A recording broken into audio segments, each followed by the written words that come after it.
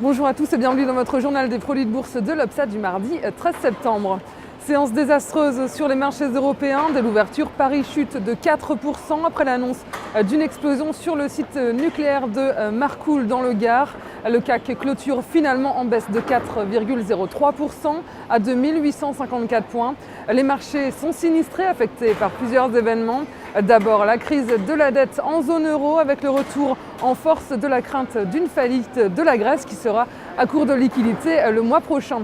Le CAC a surtout été pénalisé par la dégringolade des banques françaises. Les trois grandes banques françaises sont en effet menacées d'une dégradation de leur dette dans les jours à venir par l'agence de notation Moody's en raison de leur exposition élevée à la Grèce.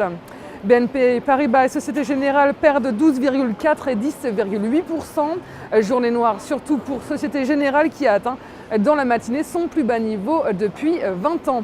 Crédit Agricole n'est pas épargné non plus avec moins 10,6%. Wall Street a tenté de résister aux inquiétudes de la dette sur l'Europe. Dans ce contexte fragile, la bourse américaine a ouvert en repli de plus d'1%, mais elle a clôturé dans le vert.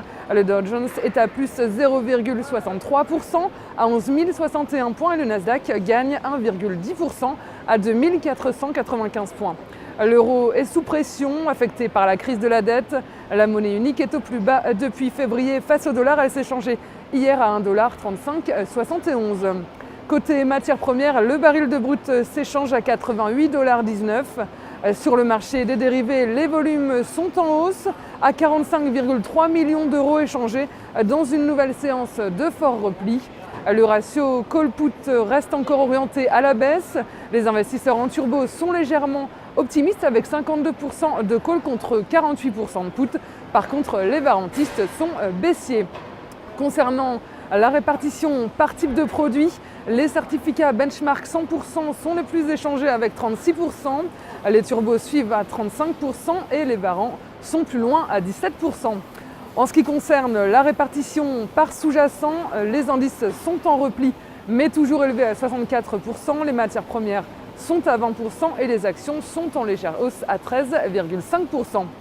Dans la top 10, on retrouve donc le CAC 40 à 29,4%, l'or à 16,5% et Saint-Gobain à 3,4%. L'argent, le platinum et le pétrole sont présents dans la liste. Côté actions à suivre, on retrouve les énergétiques avec Total et Alstom. La valeur du jour, c'est aujourd'hui le groupe pharmaceutique Sanofi-Aventis. Graphiquement, le titre a buté contre la zone de résistance des 50,27 € lors de la séance du 8 septembre dernier. La moyenne mobile à 20 jours est orientée négativement et fait actuellement office de résistance vers les 49,30 €. Dans ces conditions, une poursuite de la dynamique baissière est à attendre en direction des 42,85 € et des 39,30 €. La stratégie qui vous est proposée pour jouer cette valeur, c'est l'achat du Warrant Put Sanofi-Aventis à 4 926 T d'Unicredit au prix d'exercice de 50 € et d'échéance au 2 décembre 2011. Voilà, c'est tout pour aujourd'hui. Bonne journée et à demain.